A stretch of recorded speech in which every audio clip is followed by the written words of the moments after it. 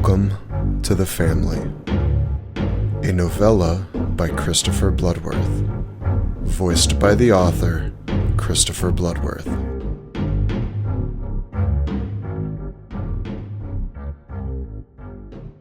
Chapter 8.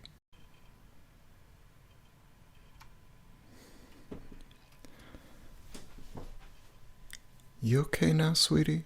A woman's voice asked in the darkness. Fine, Susan's voice answered. I'm fine. That's real good, the woman's voice said. Alarms went off in Jesse's head. A woman's voice? That must mean help. That must mean he and Susan were saved.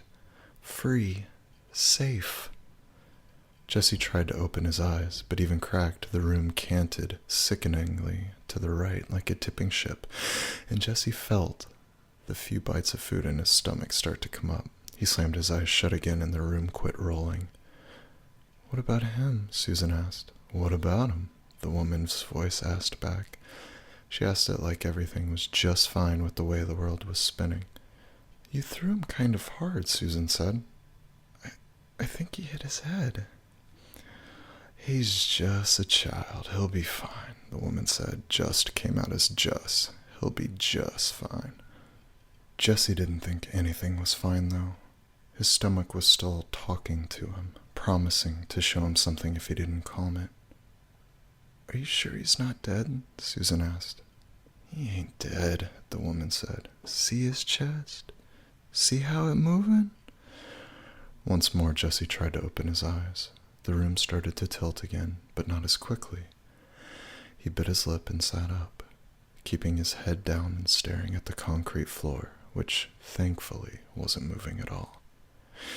When he felt solid enough, and that was a funny word to describe how he felt, but it was correct, he looked up. He moved his head too fast, though, and the room rolled onto its back. Jesse looked down and started to gag. Jesse took a few deep breaths and tried to lift his head again. He lifted it slowly this time, looking down at the gray concrete with the black stains on it. He'd lift a few inches, then pause. Lift, then pause. With his head completely up, but his eyes still looking down at the concrete, Jesse tried to slowly bring his eyes level. His mouth fell open when he did. Instead of seeing the woman whose voice Jesse had heard, he was greeted with the sight of Susan sitting in the scarecrow's lap, fully clothed, with a smile on her face. The scarecrow was wearing yet another burlap sack over his head. This one was purple. It was the same deep purple as Tinky Winky, the purple Teletubby. The blow to his head must have done some damage if he was hearing a woman's voice. Susan? Jesse asked. What are you doing? It's okay, Jesse, Susan said, smiling wider than ever. She's here to help. He is the same person as Chocolate, Jesse said. How could Susan not see it? No, Susan said, shaking her head. She is here to help us. Look at these clothes she brought down for me. Jesse was about to argue some more, but just as his mouth opened, Susan winked.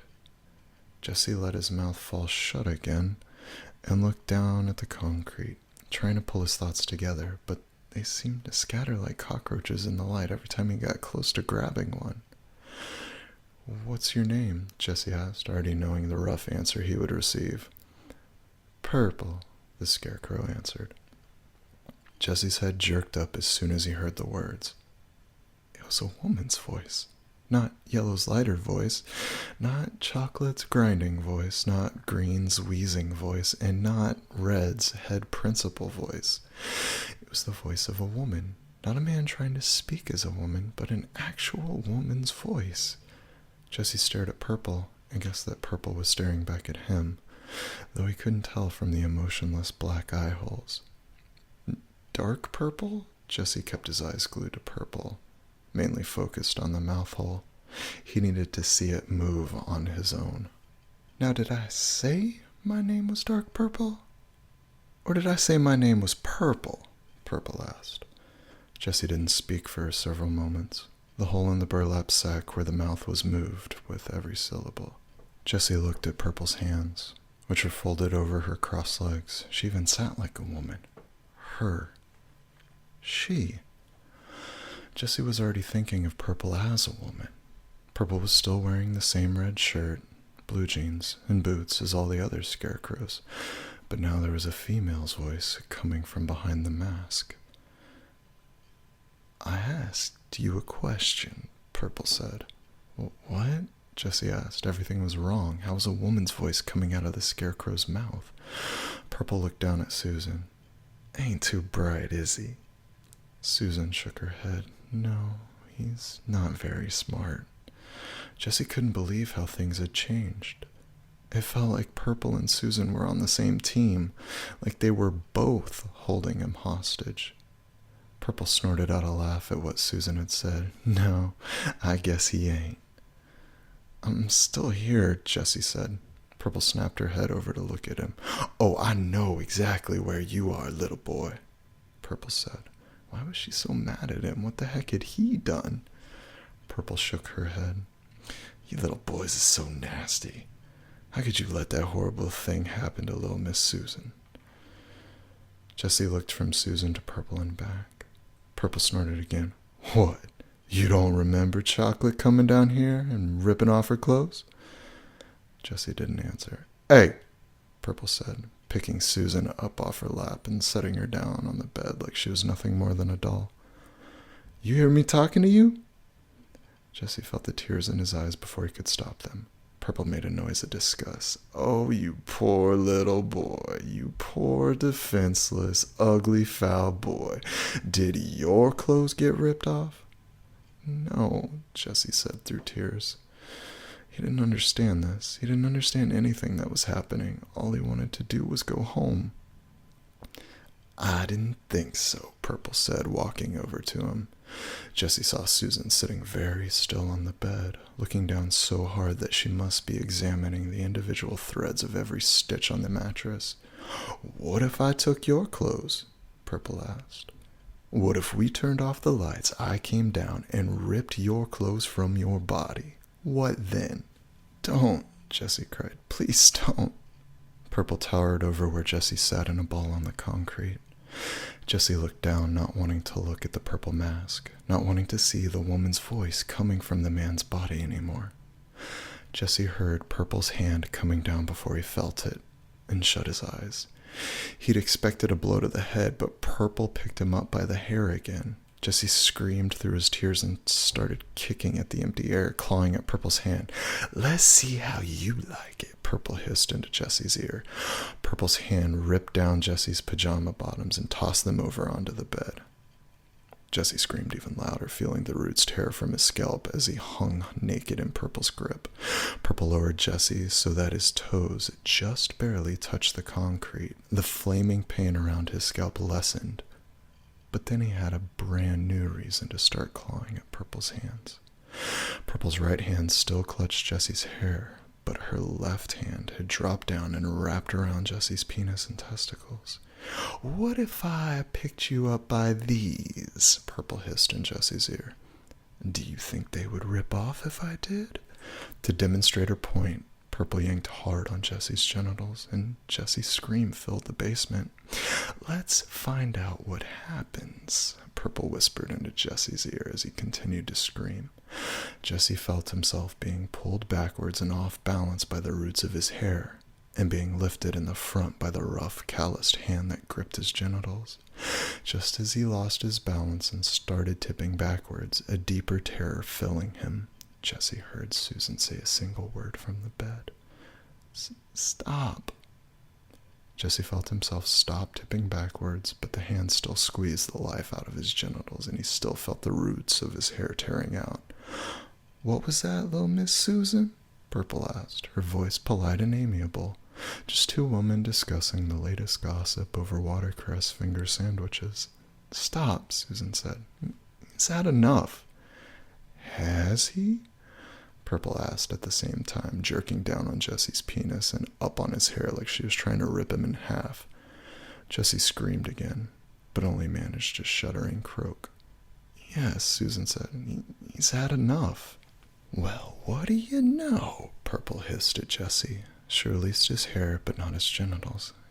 Got yourself a little girlfriend, huh? Jesse couldn't answer. He felt like he was going to throw up. What was that? Purple asked, squeezing down on Jesse's testicles.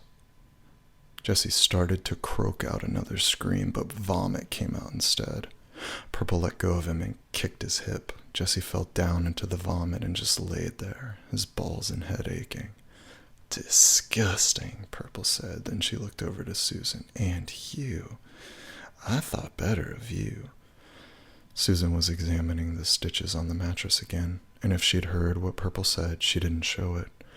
Purple walked out of the basement and up the stairs, dainty little steps echoing down. Jesse closed his eyes, enjoying the darkness. He heard Susan slide off the bed and walk over. Are you okay? Susan whispered. Jesse just shook his head no. The sick feeling in his stomach was just sitting there, and Jesse was afraid it wasn't going anywhere for a long time. Let's get you cleaned up, Susan said. Jesse didn't say anything. He just let Susan roll him out of his vomit and onto his back. He lay with his eyes shut like that for a while, stark naked on his back in front of a girl and not caring. He heard Susan walk away and come back. Jesse didn't know what she was doing and didn't really care. When he felt the wet cloth on his face, he lurched forward and tried to sit up. Shh, Susan whispered. I'm just cleaning you up, okay? Jesse just nodded. Susan could do whatever she wanted to him, if it would make the sick feeling in his stomach go away. Jesse felt the wet cloth draw across his cheeks, forehead, and chin. Then he felt the cloth rub down his arms and chest. He opened his eyes and tried to sit up again when the cloth touched his genitals. Susan put her hand on his forehead and shushed him. It's okay, Jesse. I've done this before. Just relax. Jesse thought it was weird that Susan had done that before, but let her push his head back down and forced himself to relax as she cleaned his genitals. When she had finished there, she worked her way down both of his legs. There, Susan said in a hushed voice. Jesse heard her get up and walk away, coming back a few moments later. Let's get you back into your pajamas, okay? Jesse nodded his head, and Susan lifted his legs to shimmy the pajamas up. When they were bunched around his hips, she spoke again. Lift your hips for me. Jesse lifted his hips and let Susan pull up the pajamas. Once he was clothed, Jesse took a chance and opened his eyes. Susan was sitting next to him, looking down at him with a little frown. When her eyes found his, a little smile wormed its way onto her face. Welcome back, she said. Jesse wanted to laugh, but was afraid of what it would do to his stomach. He smiled instead. Purple told me what you did, Susan said. Jesse suddenly felt all the sickness that had been dripping away come back full force. A tsunami roiled through his guts. She knew. Susan knew that she was only here in this basement, taken from her parents because of him. Jesse tried to say something, but Susan put her finger on his lips and shushed him. I know that you weren't supposed to go near that door. Purple told me that you were told you weren't allowed to go near it, but you did go near it. You went up there and banged on that door for me, Jesse Sullivan. Thank you. Susan leaned down and kissed his mouth. Oh God, this was worse. Somehow this was so much worse than Susan finding out that she was only here because of his stupid mouth. That would have been preferable to her thinking that he was some sort of hero. Jesse felt sick, so much more sick than he had before. He turned his head away from Susan and looked at the wall that hid most of the staircase. He stared at that wall for several seconds before what he was looking at clicked in his head. It's painted, Jesse said, turning his head back to look at Susan. The words came out in a thick mess. His tongue felt huge and gluey in his mouth. That one's always been painted, Susan said, looking down at him with a frown, the worry plain on her face. No, Jesse said, thinking back to his tour of the room. He remembered picking up several of the blank faces, but none of the faces on the walls had been painted. No, all the faces were blank when I first woke up down here. You hit your head pretty hard. Maybe you don't remember it right, Susan said. I remember it fine, Jessie said, turning back to look at the painted mannequin head. I walked around this room and all the mannequin heads were all blank, white. All of them were, except for the one at the top of the stairs, the one above the metal door. Although this mannequin had pale skin, it wasn't bleached white like the others. On the ridges of the cheekbones and tip of the nose were light shades of rose pink like the mannequin had been out in the cold. The lips were a half shade darker than the rest of the mannequin's skin. The only way you could tell the painted head was a woman's head was because of the long hair down the back and the long bangs that fell across the forehead, brushed to the side. Are you sure? Susan asked. What if you have anemia? Anemia? Jessie asked. What's that? I heard my mommy say it once. It's where you forget things. I don't think I have anemia because I remember walking around this room and flipping several of the heads over. None of the heads were painted, though. They were all blank. You might still have anemia, though. Jessie shook his head no and almost blacked out as his vision grayed at the edges. When his vision returned, it felt like there was a dull spike being hammered into the back of his head. Maybe he did have anemia. Maybe he just forgot about the painted head. There's only one way to be sure, though. Jessie turned away from the painted mannequin and pointed to the wall behind them. That head should have a black 6 on the bottom with an X through it. Huh? Susan asked, still staring across the room at the head on the wall. Jessie pointed at the mannequin head he wanted Susan to look at. The one right there should have a black 6 on the bottom with an X through it. Susan got up and pulled the mannequin head off the wall. Still lying on the concrete, Jessie saw the bottom before Susan did. On the bottom was painted a yellow 7 inside of a triangle. Jessie frowned. He remembered there not being a 7 at all. He remembered that the 7 was missing. What was going on? It's a yellow 7, Susan said, and it's inside a triangle. Jessie stared at the shelf. Go 2 to the left. It should be a hot pink 6 with a circle around it. Okay, Susan said, frowning herself as she put the mannequin head back on the shelf and picked the one up Jessie indicated.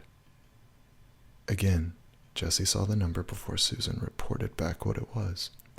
It's a 31, Susan said. Jessie could hear the worry in her voice, even though she tried to make things a little better. But it has a circle. Where? Jessie asked, disgusted with his memory. To the left, Susan said, the worry creeping back in. And what color is it? Turquoise? Yeah, Jessie said. Maybe he did have anemia like Susan had suggested. Susan put the mannequin head back on the shelf and sat down next to him. With anemia, your memory will come back after a little bit of time, Susan said. At least that's what my mommy says. Jessie was thinking back. He remembered flipping both of those heads over and looking at the undersides. The images of the numbers and shapes were so clear. Even the colors were still bright in his head. Someone had to have come in and moved the mannequin heads around and painted the one on the far wall. But when was there time enough to do something like that? Was that head painted when you came down? Jessie asked. I wasn't awake. I don't know. When you woke up, were the lights on? Susan shook her head. No, I woke up in the dark. Shoot, Jessie said. Mommy says that words that sound like curse words are still curse words. Jessie looked over at Susan. She was sucking on her thumb. Susan? Mommy says to never talk to strangers, Susan whispered. She started rocking forward and back. Jessie sat up, ignoring the blinding pain at the back of his head and the way the edges of his vision seemed to gray out again. Are you okay? Susan kept rocking, sucking hard on her thumb. When she spoke, she didn't take the thumb out of her mouth. Mommy said to never talk to strangers. Susan. Jessie snapped his finger in front of her eyes several times, but Susan didn't blink. Mommy was making sausage. Susan said this so loud that Jessie jumped. Then the volume seemed to drop with every repetition until Susan was whispering it in a low chant. Mommy was making sausage. Mommy was making sausage. Mommy was making sausage. It sounded to Jessie like Susan was trying to convince herself of this fact more than anything else. The door at the top of the stairs slid open. "Shoot," Jessie mumbled. He tried to stand so he could help Susan over to the mattress, but his head had other plans like flipping the room upside down. Jessie fell to his knees and watched the stairs as Susan continued her whispering chant. He wondered who was walking down the stairs now, which scarecrow they would be getting. Something Jessie couldn't see banged at the foot of the stairs, and Susan started screaming. He looked back and forth between the stairs and Susan, trying to decide what he was supposed to do, but he couldn't think with Susan screeching in his ear. She'd helped him, and now he needed to repay her. He had so much to repay to her. Jessie leaned over and took Susan in his arms. Her hands clenched into fists, and her screeching took the form of words as she let her fist rain blows down on Jessie's face, arms, head, and shoulders. Mommy was making sausage from her stomach, Susan screamed through her tears over and over into the basement. Her voice rose and fell like the tide as the tears rolled down her face. None of what she was saying made any sense. Mommy was making sausage from her stomach. Susan shits. Mommy was making sausage from her stomach. Going to be okay. It's Mommy was making sausage from her stomach. The door at the top of the stairs slid shut.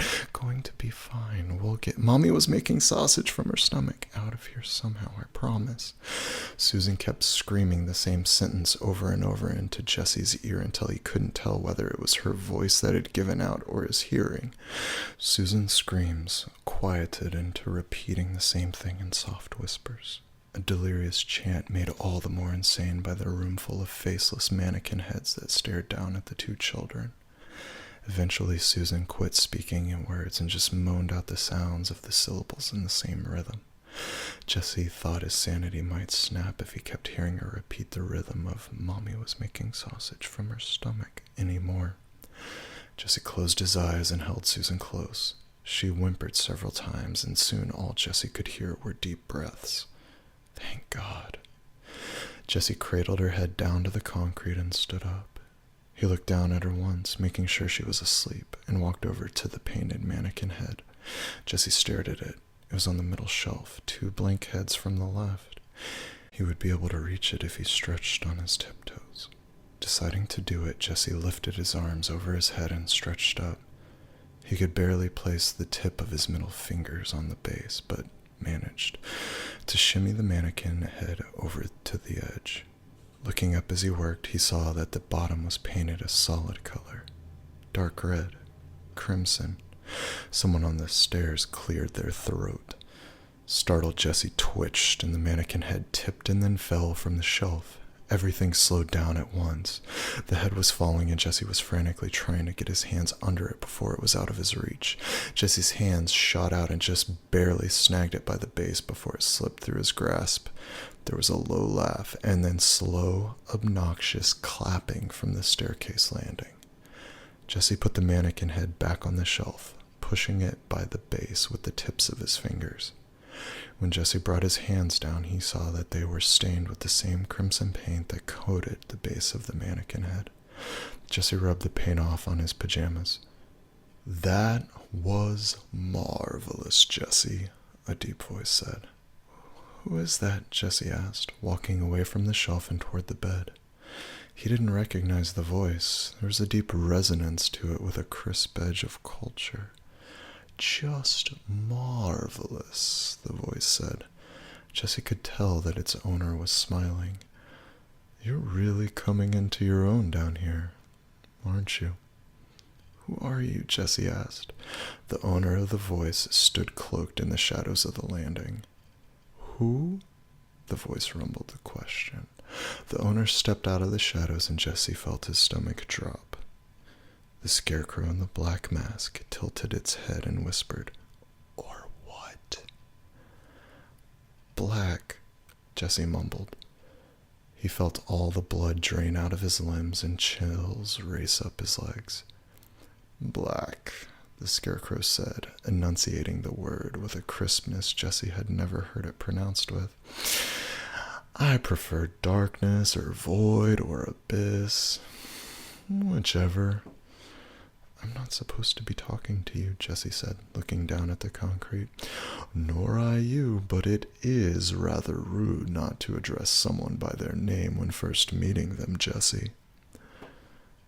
What's your name? Jessie asked, looking up and then right back down.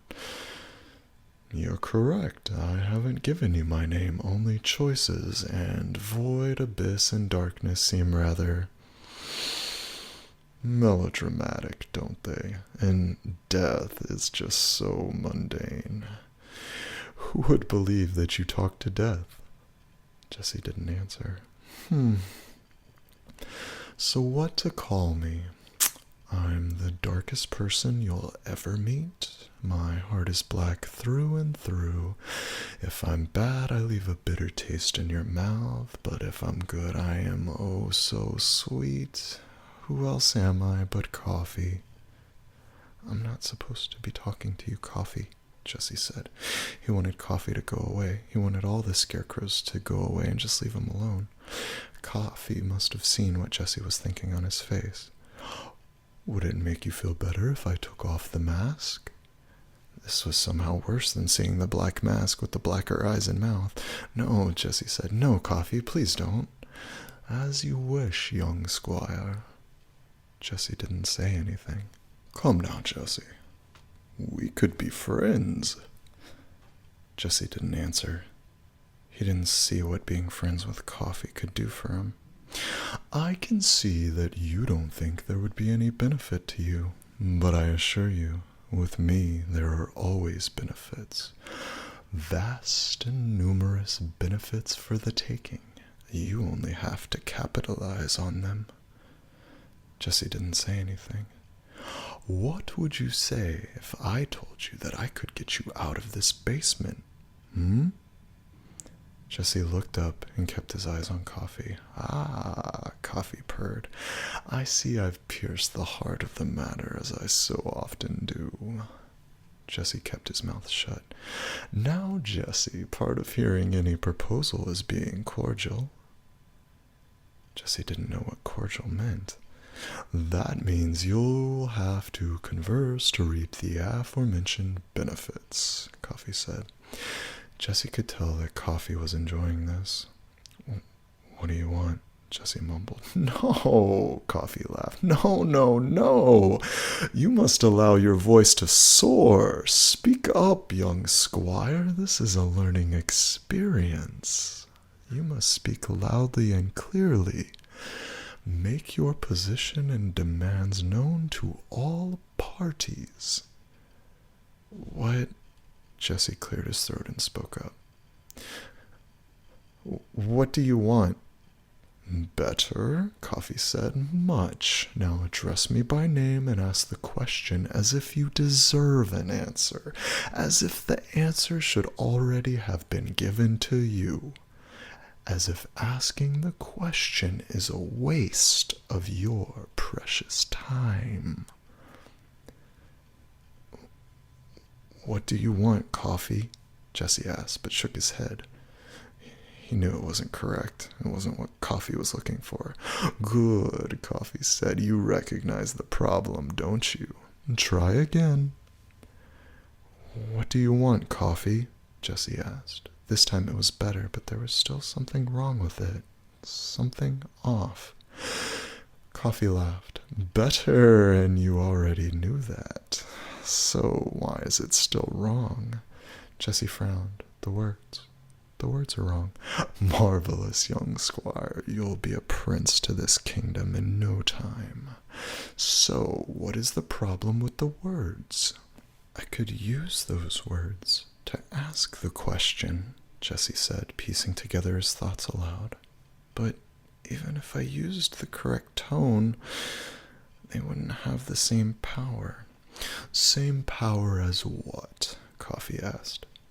Different words. Jessie paused for a moment, then looked into the black eye sockets of the mask. What do you need, Coffee? Jessie didn't ask it, though. He said it as a statement, something that demanded answering. Coffee clapped his slow clap again, shaking his head back and forth. Bravo, Coffee said, still clapping. Bravo. So, Coffee laughed again. Perfect, Jesse. That was absolutely perfect, and deserves the requested answer. Coffee took a breath, slipped his hand into the pocket of his jeans, and pulled out a long, thin blade. What's that? Jesse asked, realizing that he wasn't talking to a playmate or even a teacher. The scarecrow standing in front of him had killed his mother. Coffee didn't say a word. He just tilted his head to the side, and really, he didn't need to say anything. As soon as the questions started coming out, Jesse could feel the weakness of it. He could almost taste the feeble words disintegrating in his mouth. "What is it?" Jesse asked. Coffee nodded. "This is your way out of here. It is a stiletto. I've named this one Strife. Always name your weapons, Jesse." "I don't Jesse stopped and tried again. "Explain."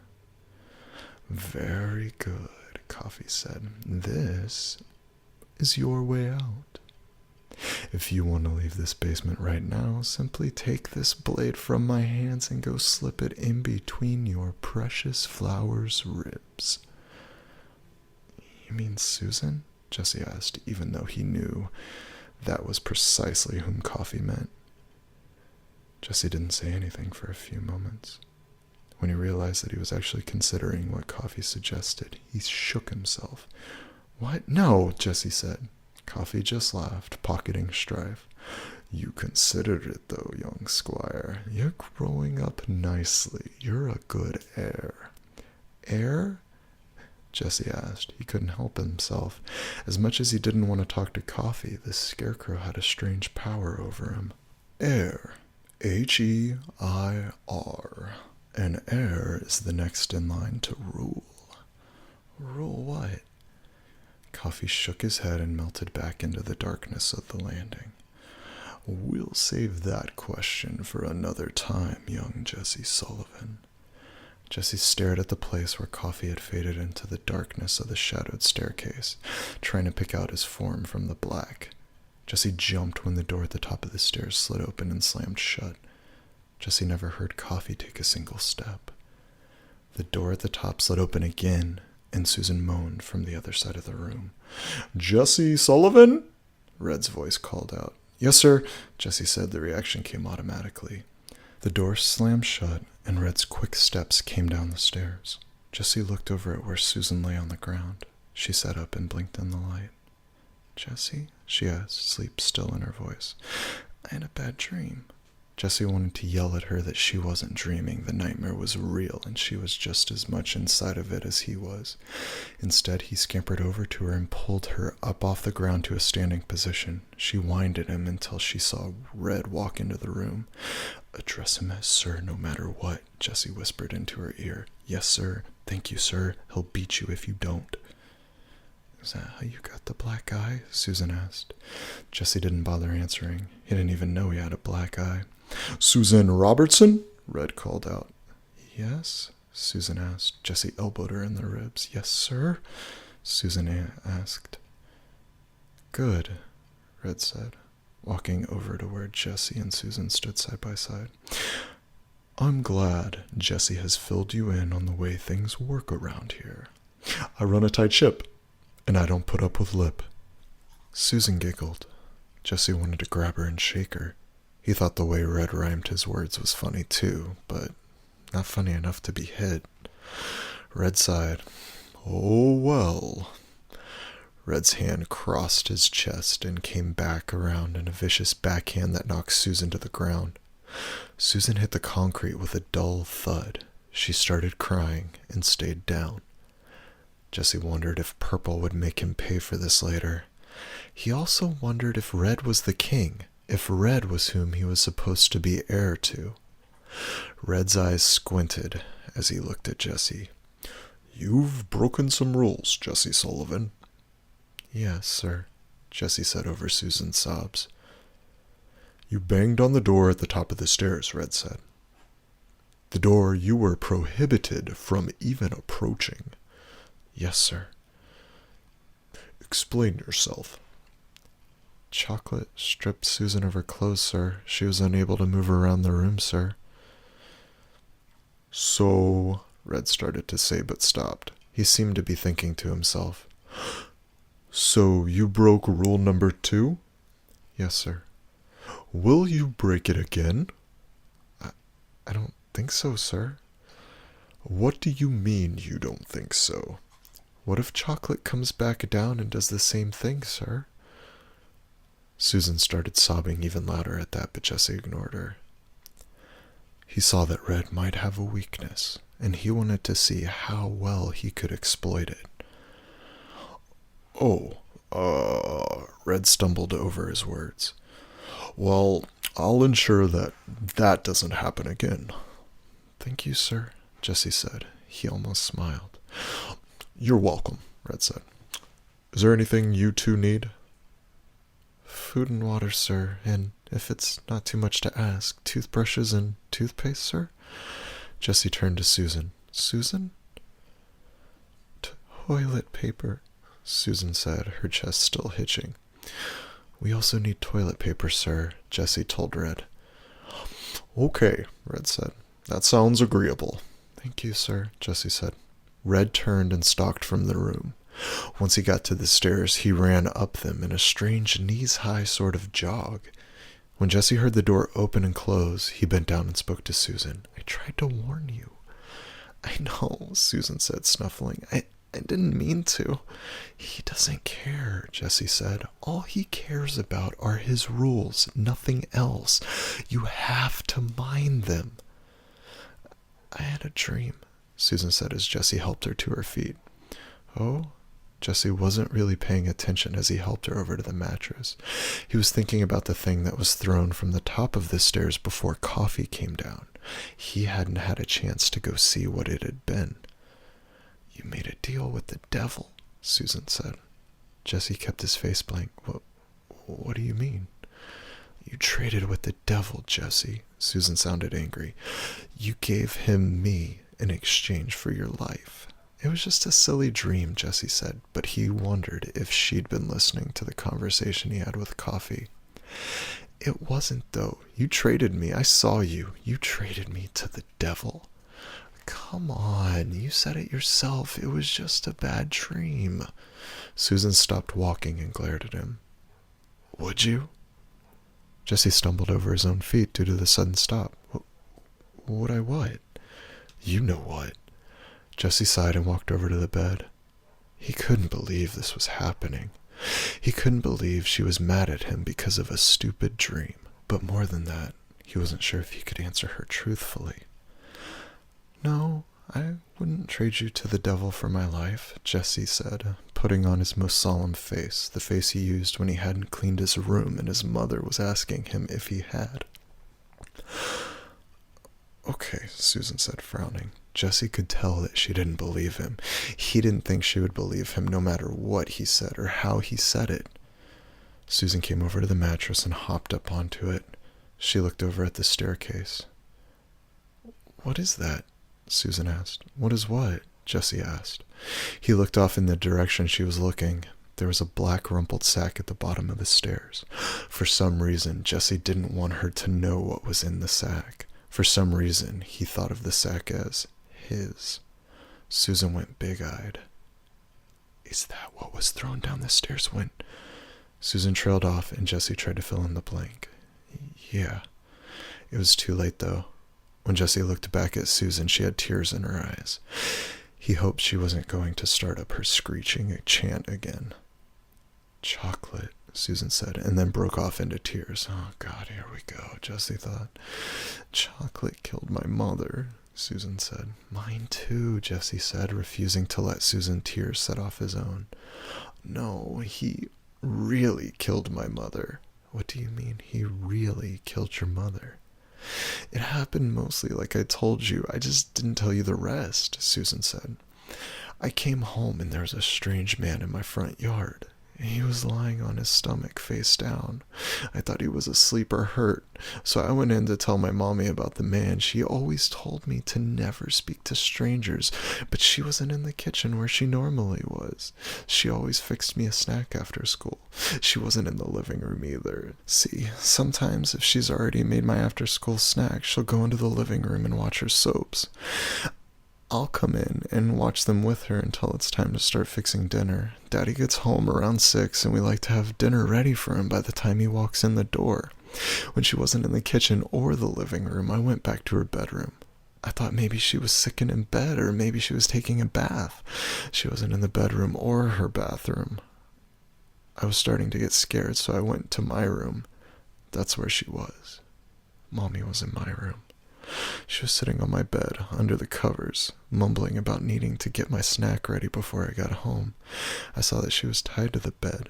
Both hands were strapped down with this thick rope. I walked in and she didn't notice me at all. She was so pale, she just kept repeating the same thing over and over, that she needed to get started making my after-school snack. I walked over and shook her. She didn't even move, but I could feel how sweaty and hot she was.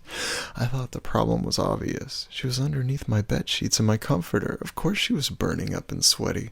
I grabbed the covers and pulled them back. My bed was covered in red stuff, and it looked like Mommy had a hole in her stomach. Mommy saw me then, and she started screaming at me to run, to get out of the house. I got scared and started crying. I didn't understand why she wanted me to leave. I didn't understand why she had a hole in her stomach, or why there were long ropes of meat coming out of that hole, covering her legs. Mommy screamed for me to run, but all I could do was ask what she was doing in my bed and what was coming out of her stomach. I'm making sausage for your after-school snack. Now go next door and tell Miss Loomis to call the police. Tell her to let them know that there's been an attack, okay? I nodded my head, confused, but knowing that Mommy wouldn't send me to do something that made no sense. Then she started screaming. She was looking behind me and screaming. I turned, and that was when I saw Chocolate. He was standing just inside the doorway with his arms out to either side of his body and his head tilted to the side. Jesse shook his head. Then he grabbed you and put the cloth to your mouth. Yeah, Susan said. Tears rolled down her face now, but at least she wasn't freaking out. Jesse was afraid that Susan was going to ask what happened to his mom, so he changed the subject. I checked out the painted head, Jesse said. Yeah? Yeah, Jesse said. The bottom was covered in red paint, and I got it all over my hands. Jesse held his hands up for her to see.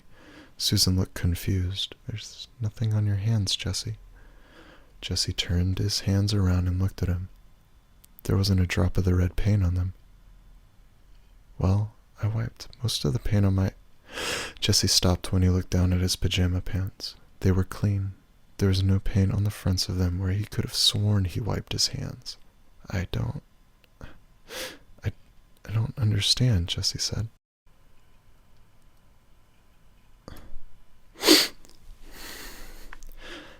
Maybe it's something worse than anemia. What's worse than anemia? I don't know. I've heard that strokes are bad, but I think only old people get them. I'm only 8. Maybe it's a tumor. I've heard those are really bad.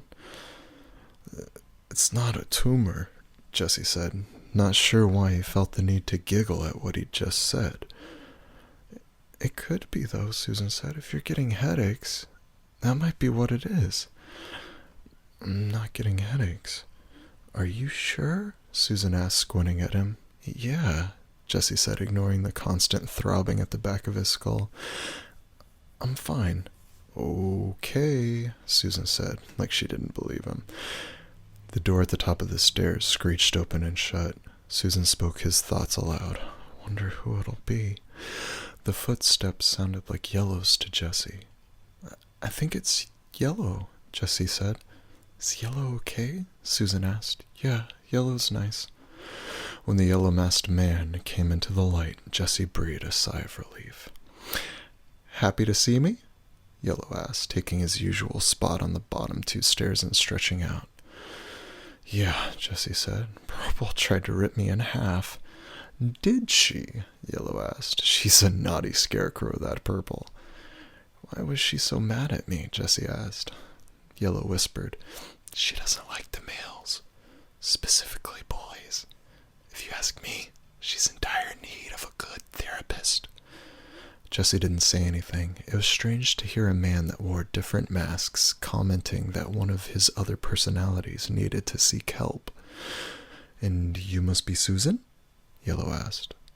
Susan stared down at the ground. Enchanté, mademoiselle, Yellow said. I don't want to talk to you. You killed my mother. Susan growled at Yellow, still not looking up from the concrete. Me? Yellow asked her. Then he looked at Jesse. Did you explain? I still haven't gotten the chance yet, Jesse said. Explain what? Susan asked. Explain away, young master, Yellow said. It seems to me that she's more likely to believe the words that come from your mouth than mine, even if they are the same. Jesse nodded. Yellow doesn't leave the house. The only one that does leave is Chocolate. All the others stay here. Yellow nodded along with every syllable that Jesse spoke. Jesse. Susan looked at him like she felt sorry for him. They're all the same person. He may be acting differently now, but he's still the one that killed your mother. Yellow piped up before Jesse could argue the point. Dear Susan, we all may share the same body, but believe me, we are not all the same. That is a mistake you don't want to go making with some of the others. Let me ask you, have you called me sir one single time during this conversation? No, but are you lying on your back looking up at me? No, but if I was red, as you say I am Chocolate, you not calling me sir would make me so enraged that I would have to strike you, and I haven't done that a single time, have I? No, Susan said. Besides, whether you trust me or not is besides the point, isn't it? I mean, we're all here to help Jesse grow up, aren't we? Yellow asked, interlocking his fingers on his chest and twiddling his thumbs. Susan didn't answer, and Jesse didn't blame her. She never wanted to come here, and Jesse was certain that she didn't care a thing about his growing up. That thought sparked something inside Jesse. Is Red the king? Jesse asked. Yellow didn't say anything, but his thumbs slowed their spinning and stopped. When they reversed directions, Yellow spoke. What was that you said? Susan perked up as well. She could probably hear the change in Yellow's voice. Gone was the playful, light-hearted voice. In its place was a soft, serious voice, full of concern. Is Red the king? Jesse repeated. Yellow unlaced his fingers and wiped the palms of his hands on the front of his t-shirt as if they were suddenly very wet. Now why would you ask a thing such as that? Jesse thought back to what coffee taught him. He needed to make himself clear. Tell me who the king is, Yellow. Yellow sat up, no longer slouching against the stairs. When he spoke, it was in no more than a whisper. Bob. Jesse didn't say anything. Bob. What did that mean? Before Jesse got a chance to ask, Yellow asked him a question, his voice now cool. Who have you been speaking to, Jesse? No one, Jesse said. He could feel Susan looking at him. No one, Yellow repeated. The scarecrow steepled his fingers in front of his mouth. No one, Jesse said again. I heard the lie just fine the first time you told it, Yellow said. I'm not lying, Jesse said, shaking his head and doing his best to convince Yellow that he wasn't. I thought you knew me better than that, Yellow said. He crossed his arms and hunched over, hugging himself. I thought you liked me. I do like you, Jesse said. Really, I do. Yellow stood up quickly, lights out. He turned and walked up the stairs without another word. The door at the top opened and closed, and the lights in the basement clicked off.